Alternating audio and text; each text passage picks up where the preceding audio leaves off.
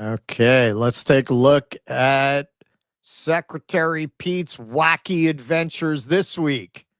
So we did a story the other night. You probably heard about this. The Washington Post broke the story that Hegseth gave an order to do a double tap on a boat in the Caribbean. There were two men, according to reports, clinging to the side of the boat. And Hegseth supposedly gave the order to kill them all or kill everybody. So they've really wrestled with how they want to address this. First, Pete essentially denied it. He went to the fake news thing. As usual, the fake news is delivering more fabricated, inflammatory, and derogatory reporting to discredit our incredible warriors fighting to protect the homeland. And no, my call sign was not old whiskey dick, as reported on a certain disreputable podcast. So they asked Trump about it, and here's what he had to say. About it, he said he did not say that, and I believe him 100%. You don't know if there was. You're talking about the two men? The second strike to kill the two men. No, he said he didn't do it. He said he never said. Would you be okay with that if he did? He said he didn't do it, so I don't have to make that decision. Number one, I don't know that happened, and Pete said he did not want them. He didn't even know what people were talking about. So we'll look into it, but no, I wouldn't have wanted that. Not a second strike. The first strike was very lethal. It was fine, and if there were two people around, but Pete said that didn't happen. Does that make you? I have great confidence. You saying there's no second strike? I don't know. I'm going to find out about it, but Pete said he did not order the death of those two men. Do you have any concerns about how those boat strikes have been carried out at all? Very little, because you can see the boats, you can see the drugs in the boats, and each boat is responsible for killing 25,000 Americans. So, and they're doing an amazing job. I'm good with extrajudicial killings with no evidence. Right. But killing them in the water, that's a little too much. We could have just done what we did with the other guys that we captured in order to avoid actually having to air these claims in a court of law. Just let them go. Just let them go, Pete. What are you, a maniac? Did I say that out loud? Yeah. This is like rhetorical chicken with the truth. Like, does anyone actually believe that Hegseth didn't oversee this? And does anyone actually believe that Donald Trump would be opposed to them killing two survivors? Like, does anyone believe that? No one believes that. No one. No. Yeah, people who support, no one actually believes. So, like, what are we doing here? Are we just like playing this cute game where we bullshit each other? Like, no one actually believes what they're saying. Well, this is a whole administration built on what can we get away with. So this is a good example of it. Right. Now, the only problem is they're trying to rescue an unstable drunk from himself, and he's not going to make it easy, as unstable drunks do. Yeah. He posted this in the middle of all this. Franklin targets narco-terrorists of the beloved childhood books character blowing up a boat. Right in the middle of this, November 30th, he puts this out for your Christmas wish list. People, of course, had a lot of fun with this. Franklin goes to The Hague.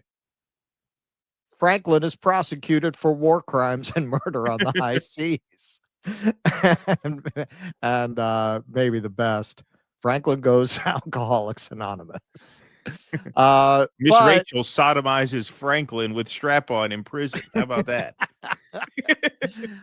So now they've kind of figured out what they're going to do, and they've launched Operation Scapegoat.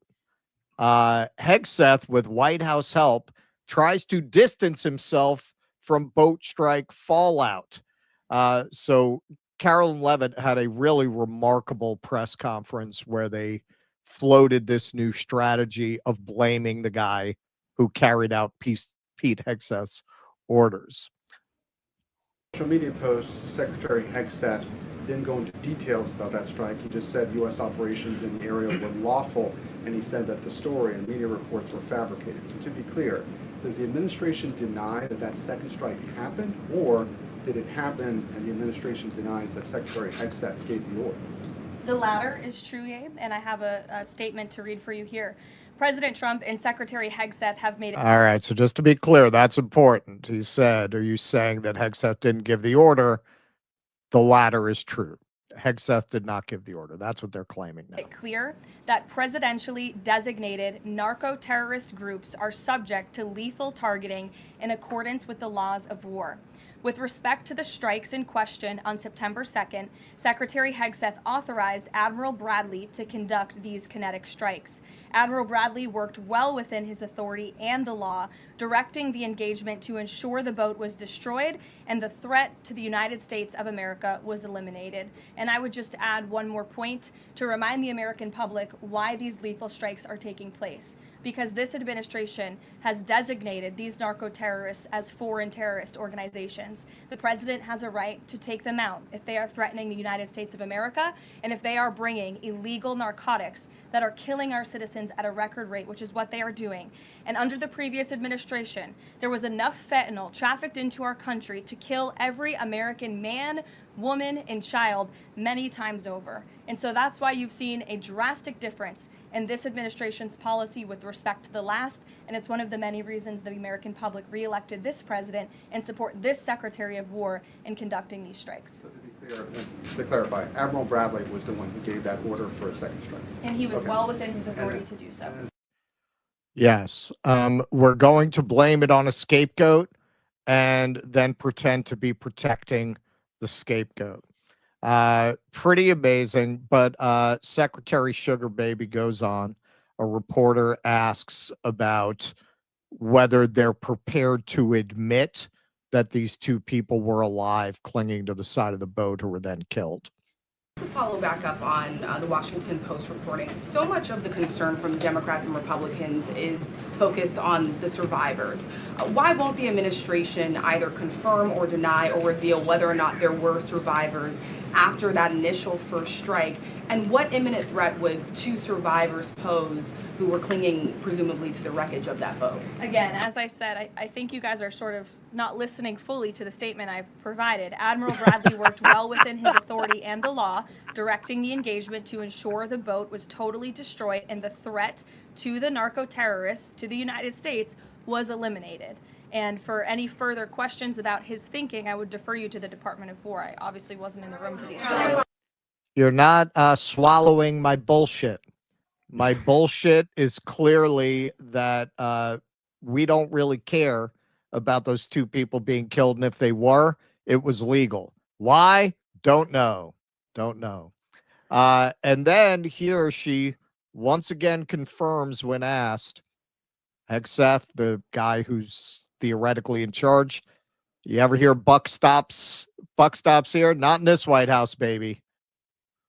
To clarify, Admiral Bradley was the one who gave that order for a second strike. And he was well within his authority to do so. And a separate question, the president several days ago said He was well within his authority.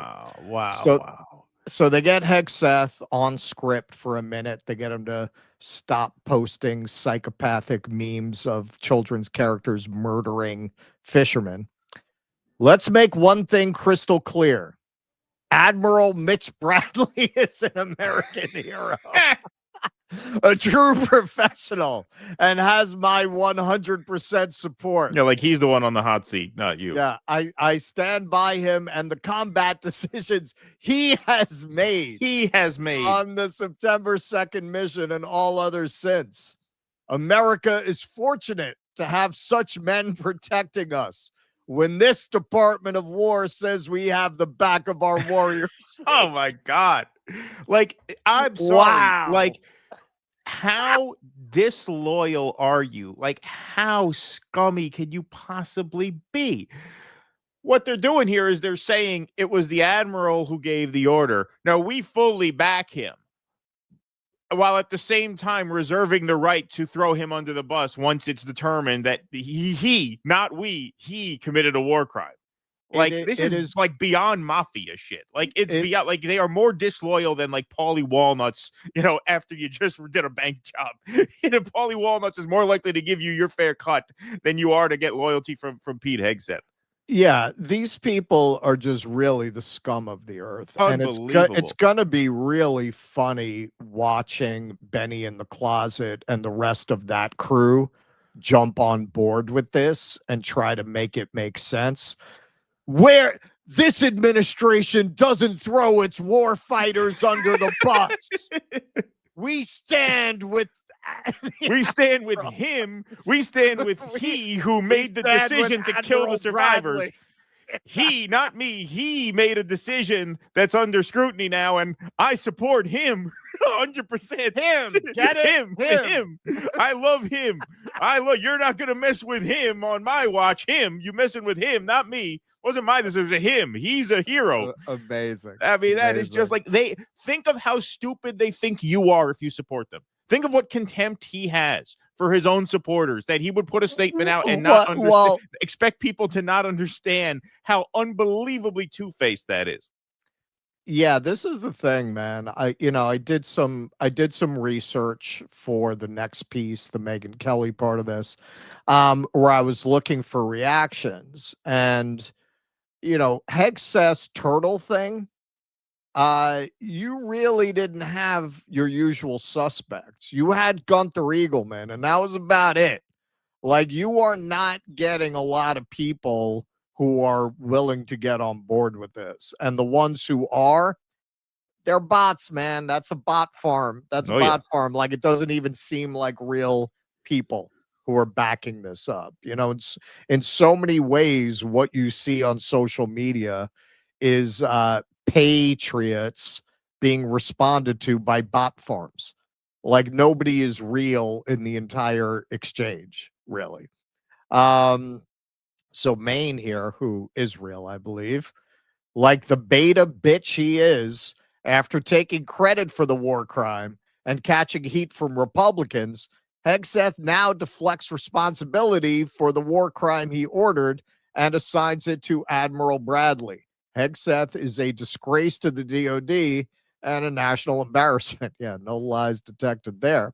And this is pretty interesting. So Matt Iglesias dug this up. Interesting example of a clearly illegal order in the Pentagon's official manual on the law of war. This is section 18321. Clearly illegal orders to commit law of war violations. The requirement to refuse to comply with orders to commit law of war violations applies to orders to perform conduct that is clearly illegal or orders that the subordinate knows in fact are illegal. For example, orders to fire upon the shipwrecked would be clearly illegal. Clearly illegal. That is literally in the Pentagon's official manual on the law of war. And you could tell, this is the irony. You could tell they picked that example because they wanted to pick one where there would be no room for debate. Like, nobody's ever going to argue that would be legal, right? Well, they couldn't have imagined this crew when they picked that example. And I feel like before we go on, just very, very quickly, we should mention, because I know we're going to mention this in the next segment, they've still provided no evidence that these people are even the narco traffickers who they say they are. For all we know, these could just be innocent civilian fishermen. Well, they provided no evidence to the contrary. Well, and even if they were not, the idea, according to people who have looked at the boats, who have some expertise in shipping and drug trafficking, if these boats are carrying drugs, they're carrying them to local ports, because these types of boats would have to refuel 40 times it's a very to get long to way. the United States. Yeah, of course. So these are tiny boats. Even if they're drug trafficking, it's not to us. It has to be to someplace within South America, if they are.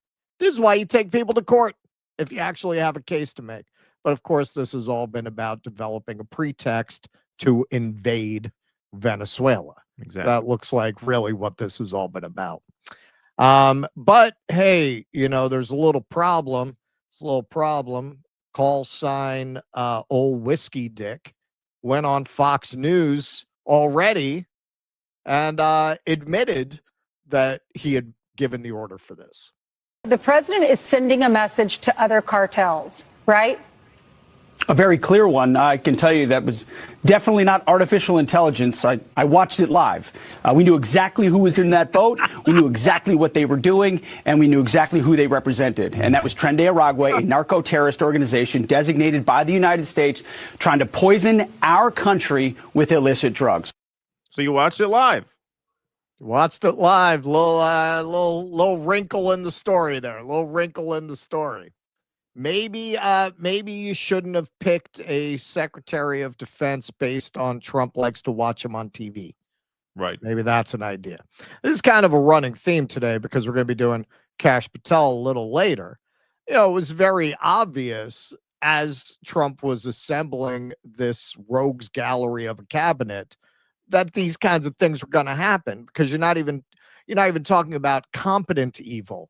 You're talking about just crackpots and weirdos who would never get a job cleaning up the hallways at the Pentagon in any other administration, much less to be trying to run it. It's so clear none of these people are qualified. Right. There have been a lot of evil, highly qualified dudes. I mean, almost by definition, that you could say that describes most of the people, if not all of the people who have held high-ranking positions in the imperial government of the United States, particularly post-World War II.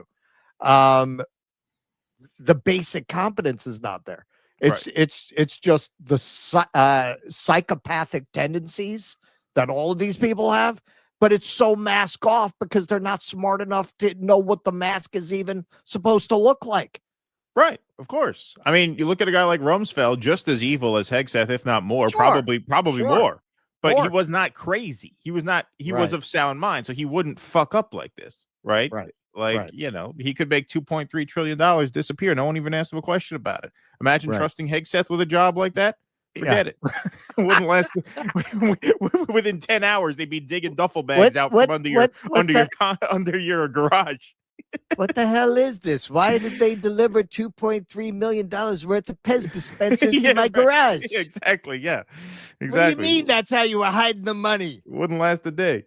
Exactly. So, from the Washington Post, Senator Roger Wicker, Republican, Mississippi. This is part of what's interesting about it. The Republicans, at least thus far, are not having it. Who chairs the Senate Armed Services Committee, told reporters that he had spoken to Hegseth and the Joint Chiefs Chairman, General Dan Kane, and that he expects to speak with Bradley also. Wicker, whose committee is one of two in Congress that over the weekend opened an inquiry into the September 2nd operation, said he is seeking video and audio recordings of the strikes, and that once those materials are received, he will decide how to proceed. Quote, "We're going to find out what the true facts are," Wicker said. Bradley, who oversees U.S. Special Operations Command, is not widely known outside the community. A U.S. Naval Academy graduate, he came up through the ranks as a Navy SEAL and was one of the very first troops deployed to Afghanistan to strike the Taliban after the September 11th, 2001 attacks. Before assuming his current assignment, Bradley led the shadowy Joint Special Operations Command and oversaw special operations forces in the Middle East and the Naval Special Warfare Development Group, commonly known as SEAL Team 6. A U.S. official on Monday lamented that Bradley, who has kept a low profile throughout much of his career, was singled out by Leavitt in her statement at the White House earlier. Quote, "Whether he takes the blame or not," this official said, "his reputation has been marred by this forever just by that statement." A spokesperson for Special Operations Command declined to comment.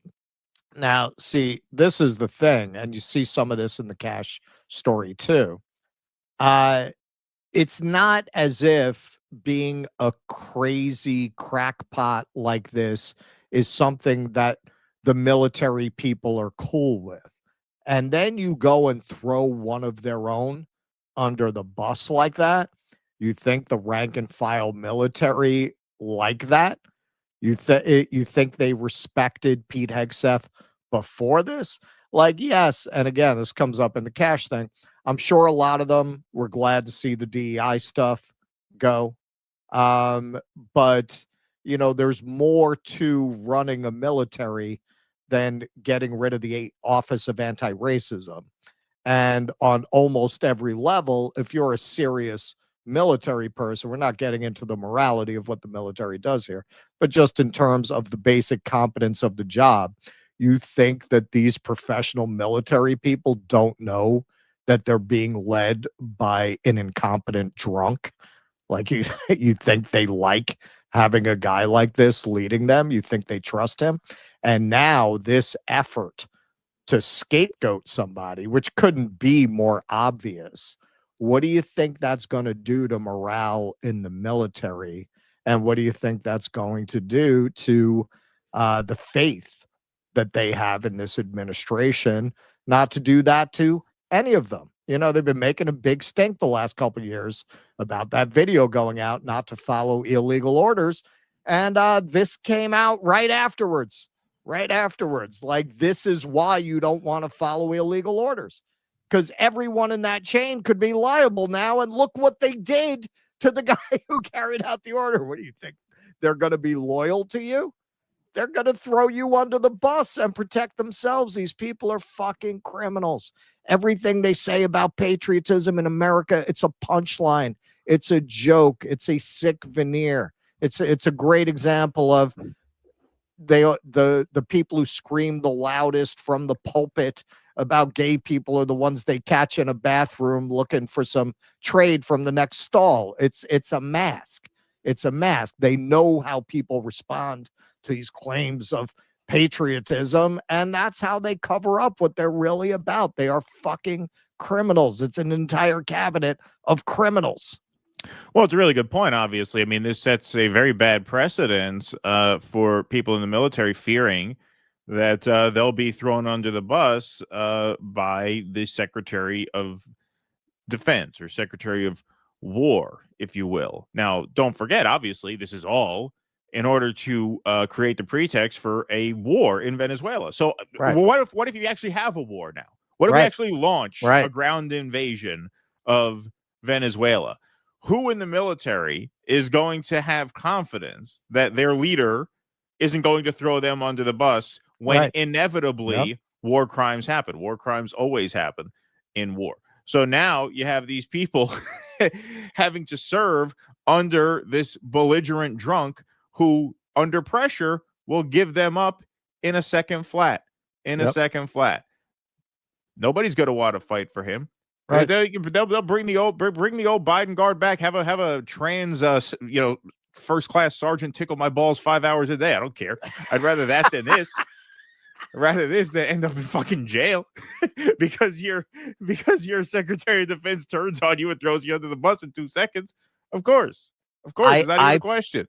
I predict part of the result of this is you're going to see another wave of resignations from people at the command level. Well, yeah. Well, the guy, I mean, look, this was all foreseeable way back. What was it, a month or so ago when the high ranking guy resigned in advance of all this? Because he saw the writing. He saw where this was going. He's like, I don't even want to be here for when it starts. Right. That guy is looking like the smartest guy in Washington right now. For sure. This is what you're seeing on all sides. The Department of Justice said that these actions in the Caribbean were legal because half the Department of Justice resigned already. The ones who are left are the dregs, the scum. Right. You're going to see a lot of that in the military. They're having a very hard time recruiting. That, to be fair, predates Trump. This is not going to help with recruiting people. They had a little bump when Trump came in, because they're going to get rid of the two mommies commercials and all that. So you had some of the kind of people who didn't want to join because of that joined. But yeah, this does not send a good message, even to people like that who believe in the mission of the military, like the culture of the military. What does this tell you? This violates everything those people believe in. Not leaving a man on the field, not betraying your comrades. It's very, very, very bad, but they're short-term thinkers. Yep, exactly. Please clap.